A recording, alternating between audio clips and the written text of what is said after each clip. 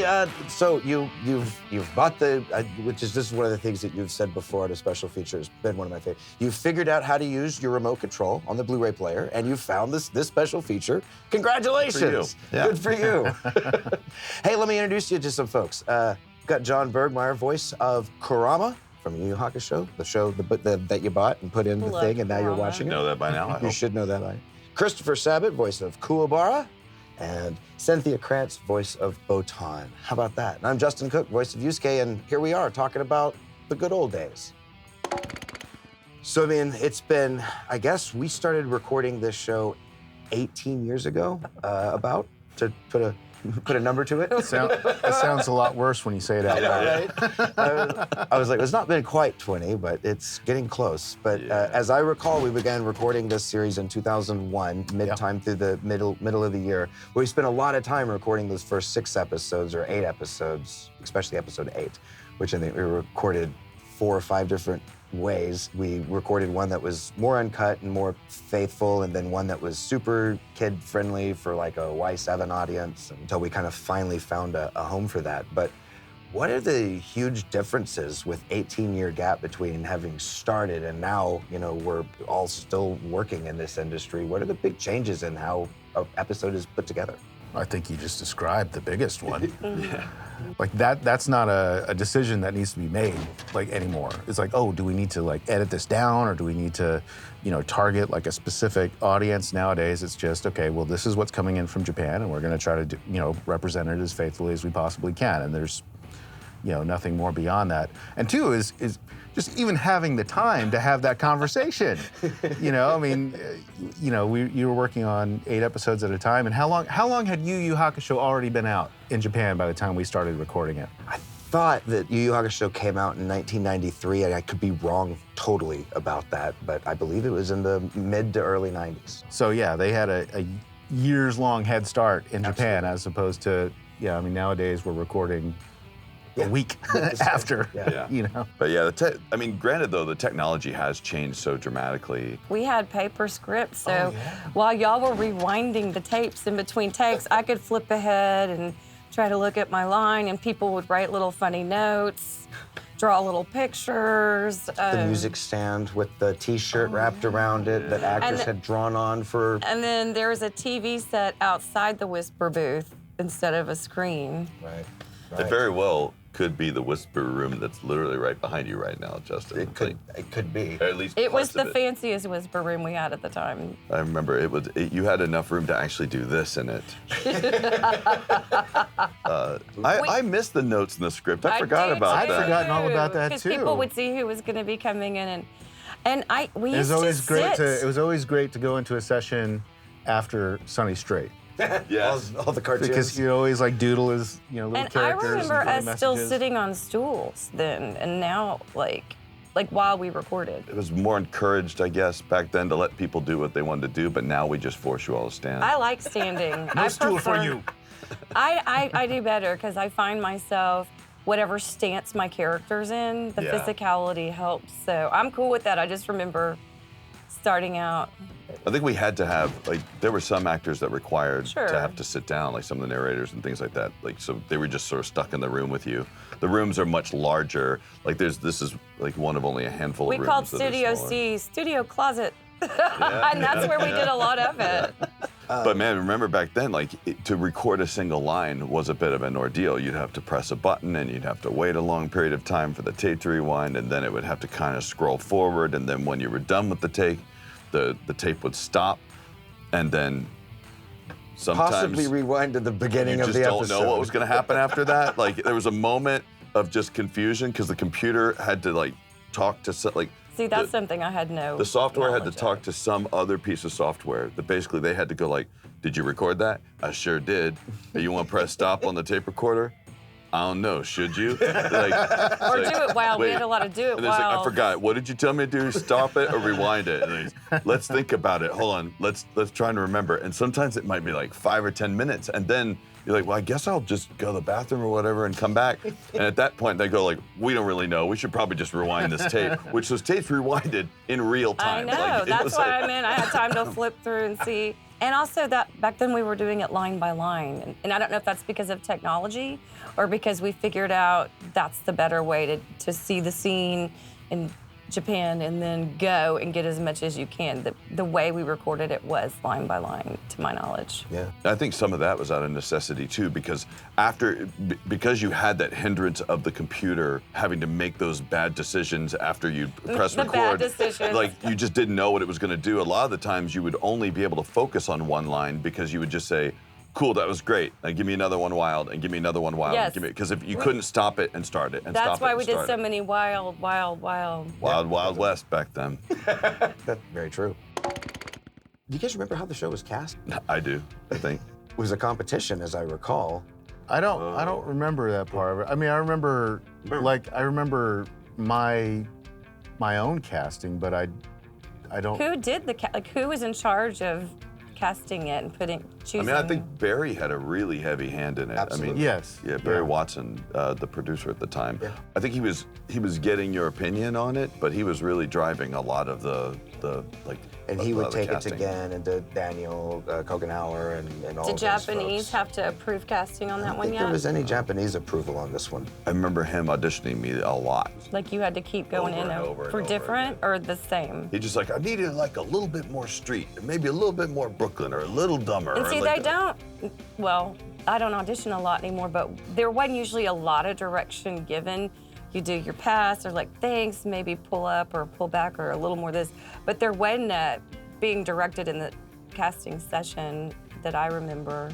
As I recall, when Barry was casting these 4 leads, he got a whole bunch of different reads from different actors and then put them up online. And part of his casting thing for this was having fan feedback of who they wanted cast in the roles. I don't think I was. I aware of any of I that. think I vaguely remember this actually. I might have vaguely remember trying to vote for myself real hard back in those days. I totally would have. Another thing is, I don't know how many cast members we had back then. I didn't have as much competition because there weren't as many females working for Funimation. I'm not saying I wouldn't have got it, but I'm sure it was in my, But putting favor. something online back then is vastly different than Oh, now. yes. Like you were very 2009. privileged to have been able to get on the internet. Like you either had a job that maybe let you get online to download an image that could take you all night to download if you really wanted it. I mean, I think there's just barely, fan sites were barely starting to pop up and They stuff. This would have been absolutely on probably Funimation.com or something. Maybe. I would assume so. I just recall that. I don't think that the cast was actually devised from that voting session, but I think it had something to do with it. Because I recall a lot of us had auditioned as multiple characters within these 4 characters. Yeah, I know. I mean, he had me read for all of them, and I imagine he had all of us read for all of them. But Right, I remember the process was, I mean, for me, I mean, at that time I was like, I had a little office and I was, holed up working on scripts and stuff in the building. And I don't remember if it was Barry or if it was you, like came to the door and said, "Hey, are you gonna audition for this new show?" And I said, "I don't know, I'm thinking about it." He said, "Well, do you have anything in mind of?" And I just pointed at Karama, him.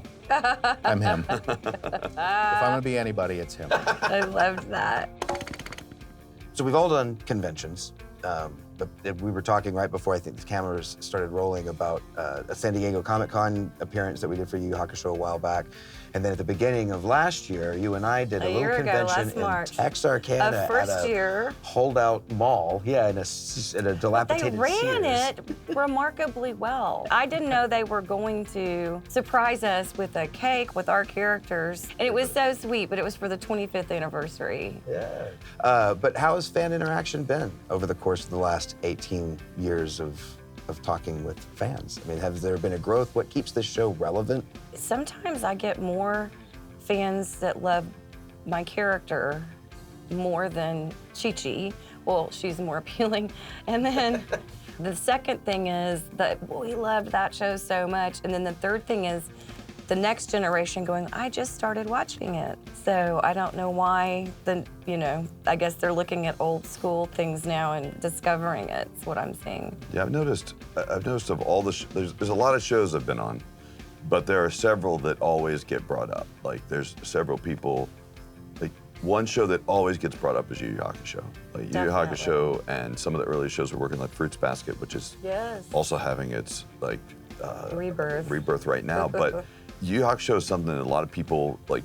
It resonated with them because they had been either come from the Dragon Ball Z era and they're like, I like this kind of thing. This is new for me. I love this like Japanese sort of shonen thing. They hardly knew what it was. And this was like another one like that.